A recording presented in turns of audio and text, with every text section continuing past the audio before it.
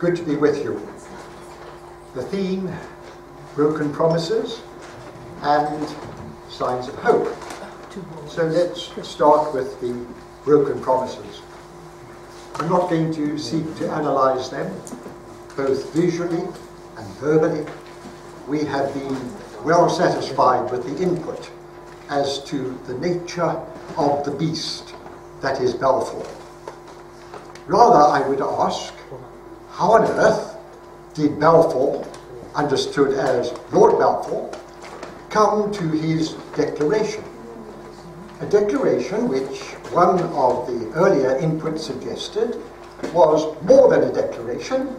It was also a process seemingly without end, a process which has had enormous consequences, for good in the estimate of some, for ill in the estimate of more. And so I ask, how, Lord Balfour, could you have come to that point? That point of declaring with enormous arrogance, a hubris of power, that a land which Britain was not entitled to was to be given to a people who were not entitled to it, without consulting with the people who were indigenous to the rights of that piece of territory.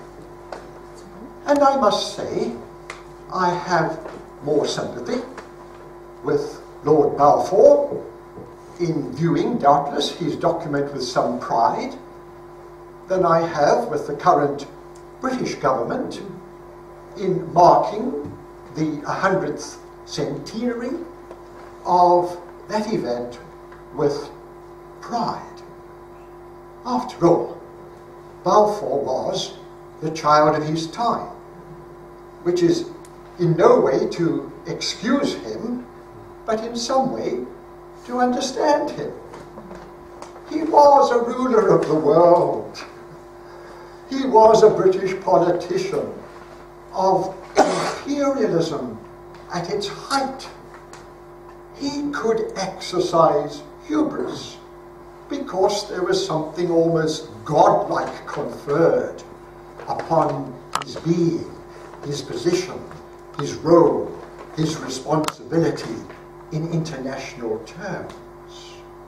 And in addition to that hubris, that imperialistic arrogance, there was the undergirding racism, which perhaps we don't as readily acknowledge. Yes, I am a South African. In South Africa, terminology was a giveaway. When we talked about them, what was not white like me, they were the non-whites. What a giveaway. They weren't blacks or coloureds or Indians or Zulus or Vendors or Sotus. They were not of my pigmentation. They were the inferior other, the non-whites. And in all my rearing as a child in South Africa, when I was 10 when apartheid happened, I was conditioned to accept the phrase of non-whites, not even in a derogatory sense as a child, but as a putting them in their place as subservient and lesser were they not. And the Balfour document declares that it is the non-Jews who are to be given what they were not given, some civil and religious rights. Therein lies that racism that is endemic, I suggest, to humanity, but in Balfour was unredeemed, and in Balfour was bolstered by imperialistic arrogance. there was another factor. The other factor in the Balfour psyche was something which I declare with shame. For better, for worse, I am what I am. I have for the past 60 years been a minister of the Methodist Church. So I am a professing Christian. And on one level, I could glory in the fact that in the run-up to this moment of Balfour and its centenary, we have been regaled with voices out of Palestine from the Christian community saying, go for it. Declare our situation as it is. Ask your government, demand of your government, that there be an expression of regret. And if they have the capacity to really engage with issues in their fullness, a capacity for restitution beyond regret. And I'm proud of that. Proud of the cumulative impact of being gingered up and encouraged to go before the conferences of my church and have us almost unanimously declare in conference back in June that we did call upon the British government to declare with regret the atrocities that came out of that ill-judged declaration. But shame then kicks in. For the other side of the coin is that the Zionism, which was the Jewish dream of a homeland state, as has been so well presented in the earlier sessions, that dream of Jewish Zionism has been undergirded and supported by Christian Zionism. And the Christian Zionism thing actually endorses, and I'm having difficulty in saying this, ethnic cleansing. The promised land, as understood by the Jewish tribe, came at the expense of the Canaanites and the Hittites and the Amorites and the Moabites and the Perizzites and the otherites who occupied the land at that time. And liquidation, annihilation, ethnic cleansing in its totality was not only allowed, it was required by the God in whom Zionism believed. And that is now a belief that is taken up in circles of Christendom. And so if you believe as a Christian that it is incumbent upon the Jewish people to have returned to the promised land in order that the Lord can return in love, but before the Lord returns in love, we've got to zap all the other people to their detriment and their destruction, and then when finally we have had our Armageddon, our wars of cleansing and ethnicity, then sweet and holy Jesus comes in glory. Now I caricature it, I concede. But I do so deliberately and with sadness. And I do so because as a white South African, I was reared with the understanding of being exceptional. My tribe was the tribe of the day of the covenant. The day when, 16 December 1838, we whites were confronted by those blacks en masse, and the Lord conferred the victory. The Lord fought for whiteness. The Lord bequeathed our triumph over the inconsequential, insignificant, and inferior blacks who tried to kill us in the land of their birth. And so it is that when in South Africa, 1975 probably, with my friend the Reverend Enos Sikakani in the city of Pietermaritzburg, KwaZulu territory, we organized a Day of the Covenant, which was inclusive and not exclusive, which was interracial and not racist, which was saying that really this was a moment of penitence and not of exaltation. When that happened, it was a tick against my name, contributing to the 12 years of banning which would follow at the behest of the apartheid government. So the Day of the Covenant is no longer a celebration in South Africa, thank God. The Day of the Covenant bit the dust when the covenant was seen to be so flawed by, yes, the entirety of the Christian community, albeit belatedly, in South Africa. And at the Rustenburg Conference of 1990, Rustenburg, a town in West Gauteng now, the churches got together to say, in the name of the Jesus whom we seek to follow, we repent of our covenant mentality.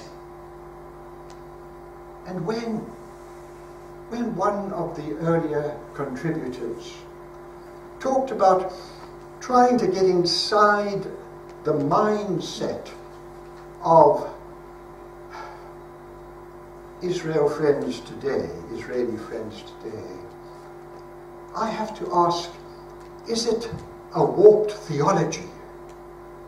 The theology of exceptionalism, the theology of covenant, that instinctively confers a situation of difference and of protection and of superiority. And I'm not saying that as an anti-Semitic statement. I'm saying it as an expression of perplexity, as we white South Africans had to deal with our warped psyche that suggested the teachings from mother's milk of our superiority and excellence had to be set aside. And so it is that I was distressed when in very recent times the chief rabbi of Judaism in these islands, Chief Rabbi Mervis, said that Zionism, now understood as Jewish Zionism, was something that was axiomatic to the Jewish faith. Zionism was a condition of faith for people of Jewish persuasion. On 2 occasions I've written to him saying, please, sir, as one with whom I would engage in an interfaith dialogue, help me to understand, is this true? Because if it is true, then my condemnation of Zionism becomes a condemnation of Judaism, becomes an anti-Semitic declaration. You're trying to paint me into a corner, aren't you? You're trying to say that Zionism is a holy cow beyond being challenged. I want to make Judaism one of my holy cows. I exult and rejoice in the Torah. In South Africa, when we were nattering on about the evil of apartheid, we were always nattering on about good old Amos. Amos in the Old Testament, who went before his Jewish religious leaders and said, the poor are oppressed by you lot. I want to see oceans of justice. I want to see rivers of righteousness. Get with it. Then he jumped on his camel and he bashed off to Tekoa before they dig him in. And so it is that out of this glory of the Old Testament prophets, I found an inspiration to challenge the Pharaoh of apartheid. Now I ask, is it reasonable to equate, as has been suggested as possibility, the apartheid state of South Africa and the apartheid state of Israel? Well, let's put up the 4 principles of South African apartheid. They were, firstly, the principle of racism, the principle of dispossession, the principle of violence, and the principle, which is going to come to me as a senior moment lost in a moment. And in that commitment to racism, they were saying that our society is based on the subservience of one racial group and the dominance of another racial group. Are there echoes of that in the Israeli society today? The second principle was the principle of dispossession. And as I am at pains to say time and again, please, I know South Africa is 6,000 miles away, I know apartheid is old hat, but even from this distance and this time, let's not call apartheid segregation. Segregation takes place all over the world. Segregation is still taking place in our society today. Apartheid wasn't about segregation. It was about dispossession. And the dispossession of one people, black, understood as African, mixed race and coloured, by another group, my group, white South Africans.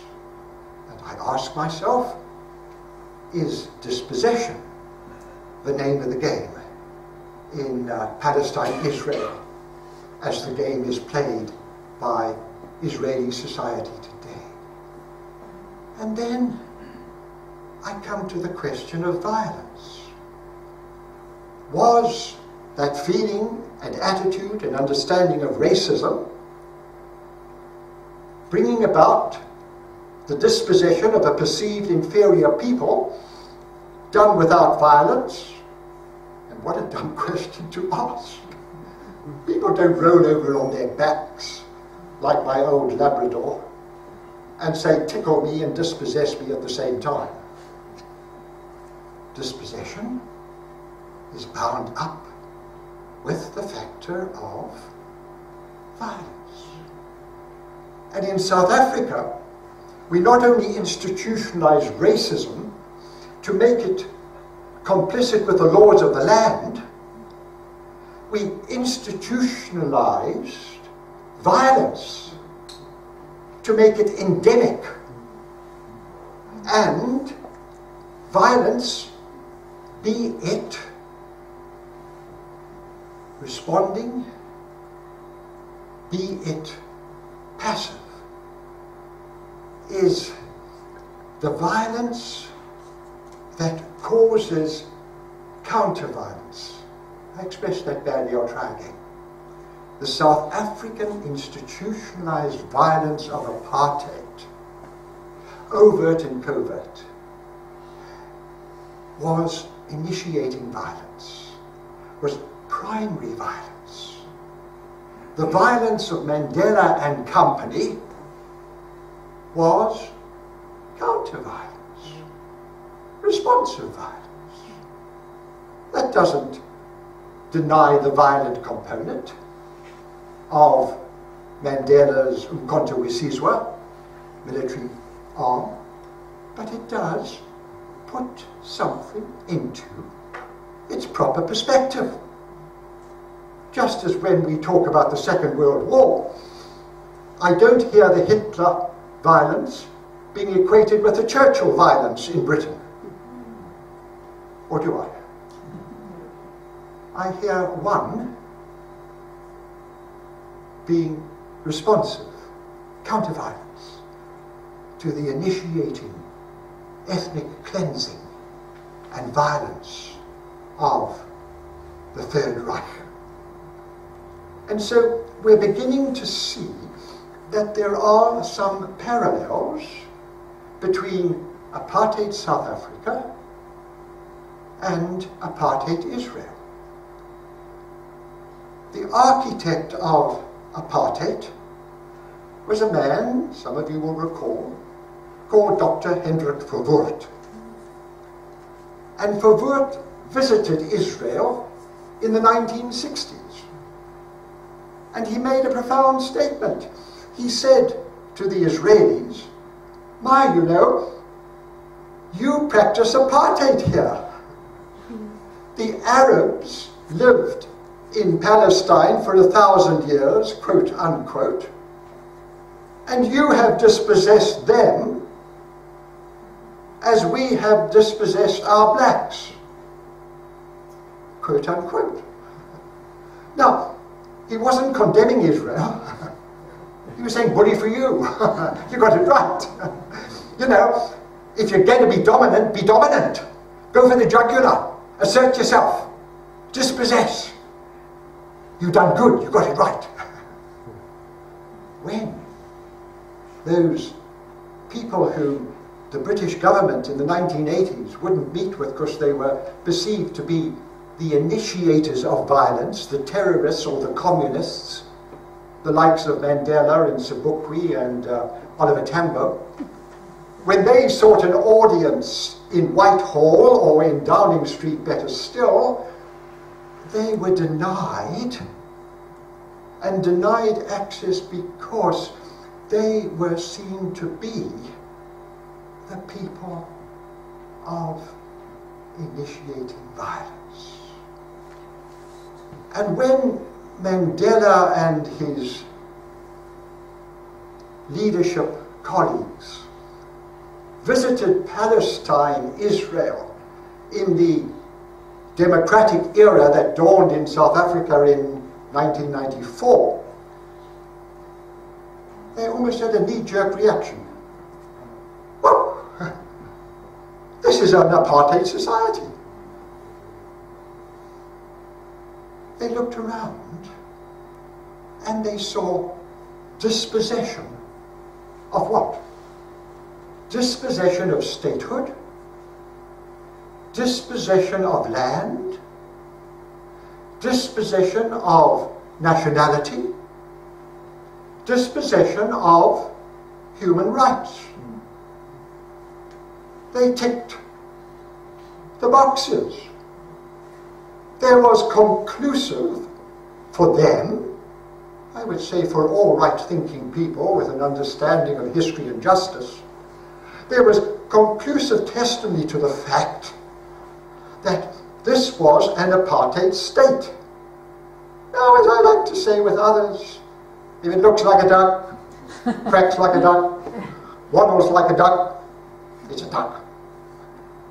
And if then the Israeli state replicates the South African pattern of denying statehood, is that not an apartheid manifestation? What happened in South Africa? South Africa occupied, mandated Namibia, treating it as our own vassal state. We even had a Namibian who played in the South African rugby team. That proved Namibia was ours.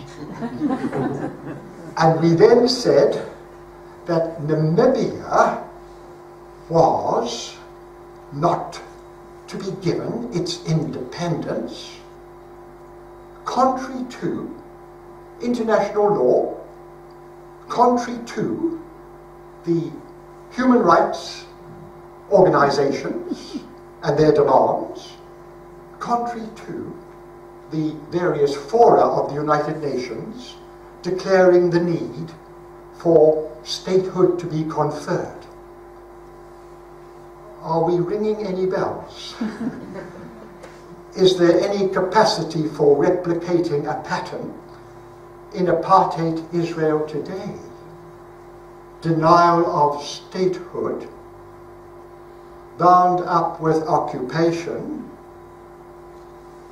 the violation of international law, and the discounting of a mandate for what it is worth.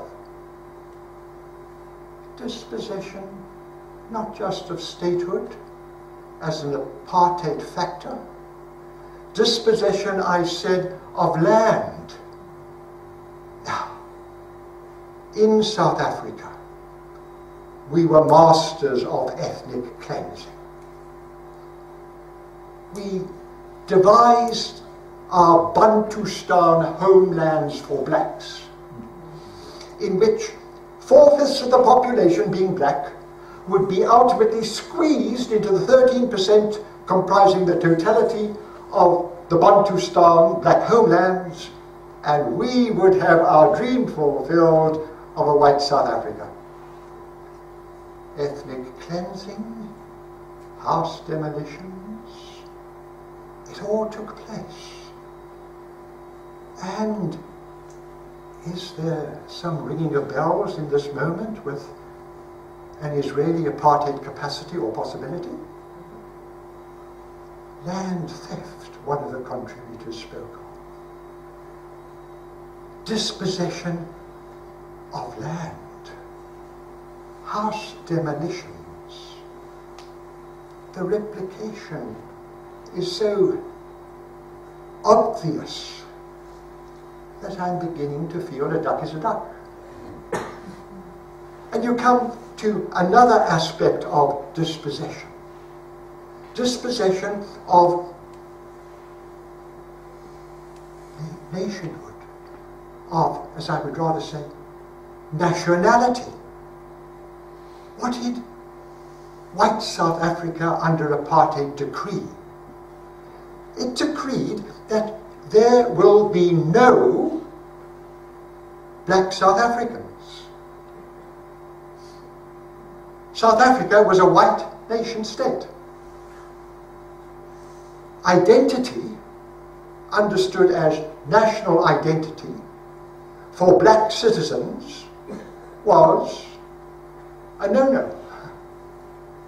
They were citizens of Bophuthatswana, Ciskei, KwaZulu, Transkei, Venda, etc., etc. Bastard identity conferred by those who built a whites-only nation. Bells ringing in any way? Israeli policy today? Israel is a Jewish state. It is a state for Jews only. Arab Israelis like Palestinian Israelis, are not conferred the nationality of Israel, unless they convert to Judaism, I suppose. And so we come then to the fourth and the final of the dispossessions. A dispossession of land, dispossession of statehood before that, a dispossession more recently of nationality. What about the dispossession of human rights? And I'm going to have to finish in a few minutes. And we could take the next hour unraveling with tears that analysis.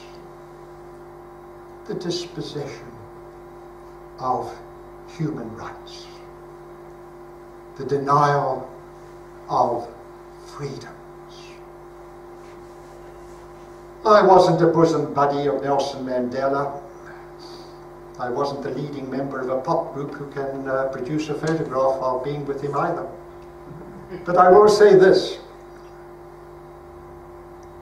The magnanimity of the man was bound up for me in the concept I've written about in this autobiography. Born to be free, the indivisibility of freedom. Isn't that glorious? Doesn't it grab you, excite you? The indivisibility of freedom. My freedom is bound up with your freedom. I cannot be truly free when my fellow is enslaved. More particularly, enslaved in circumstances where justice and its demands can be called for and even met by diligent pursuit and passionate commitment. And so Mandela goes off to the promised land. And as he walks around, he says, I can never be free until the Palestinian people are free. Oh, Madiba! Yeah, why not?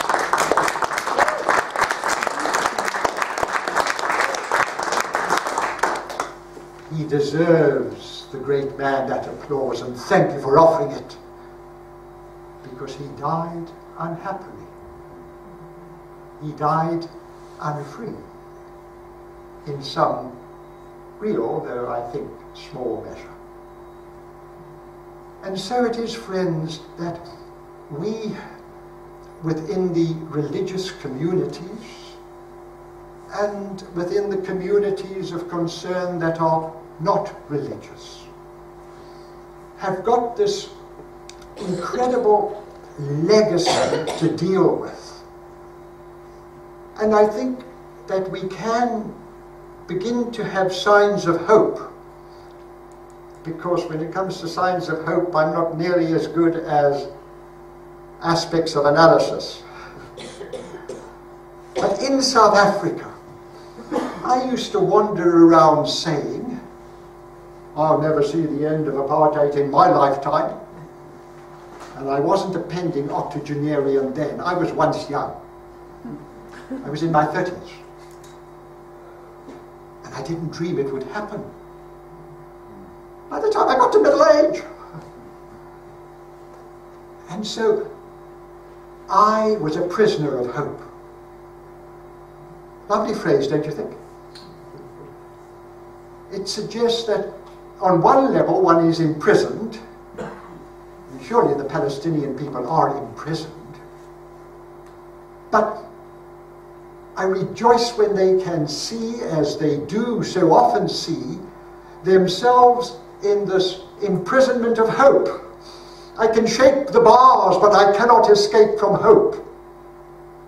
I'm encapsulated within it. I hold to the hope that is against all the testimony and all the evidence. So out of my South African experience, I have been taught to be less cynical, less despairing, less hopeless than at one time I might have been. And out of my South African experience, I'm beginning to see that the twin factors of sharp analysis of the nature of the oppression and response to the oppression, as with boycott, divestment and sanctions, why not? That these are twin factors. And yes, the academic boycott. Yes, when Jewish friends, and I use the word meaningfully, Jewish friends, are denied access to some academic input.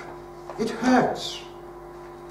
We rather rougher South Africans, what hurt us was when we couldn't whoop England at Twickenham. And that's why really we gave up apartheid. Because we wanted to go on and, as we say, doner the Brits on the rugger fields. The sports boycott, amongst boycott, divestment and sanctions, was crucial, especially in the end, the economic measures, the divestment measures. But the cultural things of boycott, the divestment things of not doing the sector stuff as produce, and then not doing the Israeli stuff as produce. The sanctions thing, as we call for the international community to exercise its prerogative and use its power. This campaign is still in its relative infancy. And it took decades to take off in South Africa. But ultimately, it was a persuasive factor in saying to white South Africans, your self-interest, convergence with the interest of others. Now go for freedom through justice. And if BDS was a factor, the analysis, I think, of Israel as apartheid state is helpful. We've been there before. But let's not allow the argument to be lost by talking of apartheid as segregation. As I'm inclined to say, blacks weren't beseeching me to sit on the same park bench as myself in a Johannesburg green area. They were just wanting the same rights as myself. And if it looks like a duck, quacks like a duck, waddles like a duck, perhaps the Israeli apartheid can be seen to be akin to South African apartheid and challenged to go the same way as South Africa's apartheid, which was peace restored through justice. Not peace as the pursuit, but justice as the pursuit, and peace as the byproduct. So that's the way it worked in South Africa.